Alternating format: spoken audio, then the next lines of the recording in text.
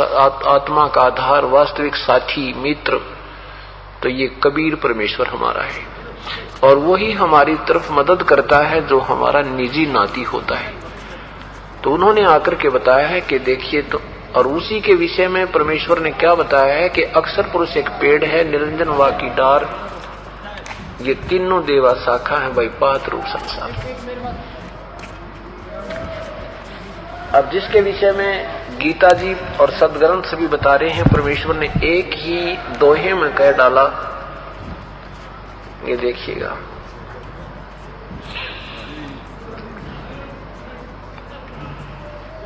ये यहां से ऊपर ऊपर जो है ये वृक्ष कहलाता है।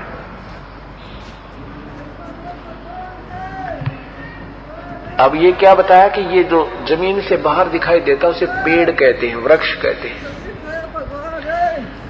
अक्षर वृक्ष, अक्षर क्या बताया कि अक्षर पुरुष एक पेड़ है, ये अपने पेड़ दिखाई देता है, ये तना, ये तो अक्षर पुरुष अर्थात ये परब्रह्म है। और ये मोटी डार उससे निकली है, ये ब्रह्म समझो, ये क्षर पुरुष है।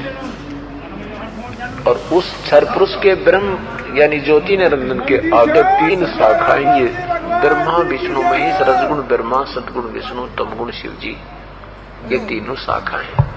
और परमेश्वर ने 600 वर्ष पहले ये अमर वाणी बोली थी, अमृत वाणी बोली थी, जो आज सभी सदग्रंथों ने प्रमाणित कर दिया, समर्थन किया।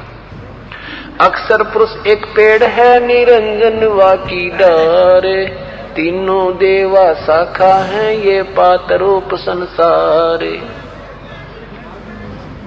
और ये फिर क्या रहा ऊपर, ये जड़ मूल रूप कौन है, ये परम अक्षर ब्रह्म, ये पूर्ण ब्रह्म सतपुरुष है, ये परमेश्वर कबीर देव है।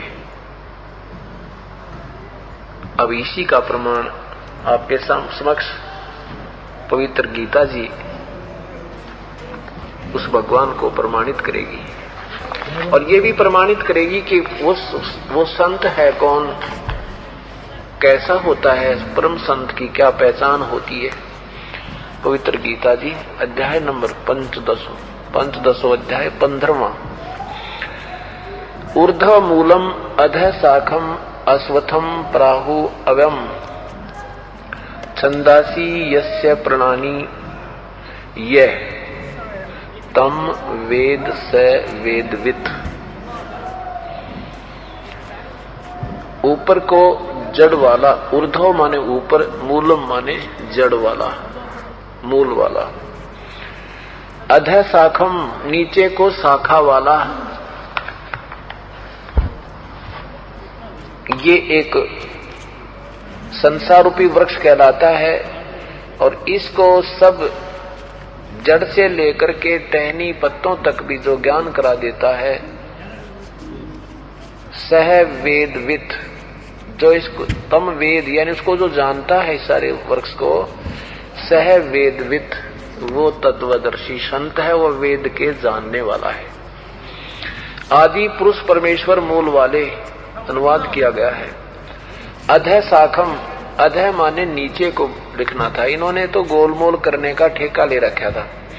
इन्होंने ब्रह्मा रूप मुख शाखा वाले नहीं, अधः माने नीचे होता है। अधः, अध माने खाना भी होता है, लेकिन अधः ये देखो इन्होंने खुद किया, अधः माने नीचे। तो यहां भी हम ऊर्ध्व माने ऊपर, यहां फिर देखो अधः माने नीचे, अधः शाखम, अधः शाखम नीचे को शाखा वाला। संसार रूपी पीपल के वृक्ष को अविनाशी कहते हैं, वेद जिसके पत्ते कहे गए हैं। और तम मन उस संसार रूपी वृक्ष को जो संत, जो पुरुष, जो व्यक्ति मूल सहित तत्व से जानता है, सह वेदविद, वो वेद के तात्पर्य को जानने वाला है। वो समझ लेना कि वो वेद को भी वही जानता है और वेद ने कोई जानता भी नहीं। अब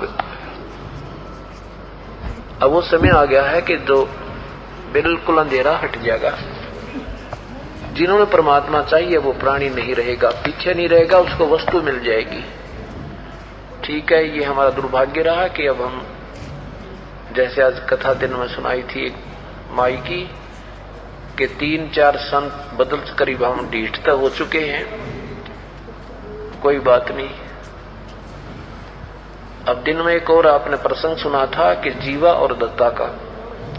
परमात्मा ने कहा था कि भाई मैं पहले भी आ सकता था जीवा और दत्ता, और मेरे आते ही ये तुम्हारी ये सुख की वृक्ष की टहनी हरी भी हो सकती थी, लेकिन उसमें कोई और भी संत तुम्हें टटोलना बाकी रह रहा होता ना, तो आप ये सोचते एक संत और रहता है, शायद वो और बढ़िया बाजावस इस संत से भी, तो उस समय आपकी भक्ति समाप्त हो जाती, मेरे से नाता टूट जाता। बेटा तुम कितना जोगे नहीं रहती। अब मैं इस समय आया हूं तुम्हारे पास कि तुमने सबका दाड़ा ले लिया, तुम सब संतों के पास घूमकर थक चुके हो, इसलिए मैं अब बाद में आया हूं। अब तुम बिल्कुल निर्भय होकर और निसंशय होकर के मेरे चरणों में लगे रहोगे बच्चों, तुम्हारा बेड़ा पार हो जाएगा। तो परमात्मा ने अब यही दया की है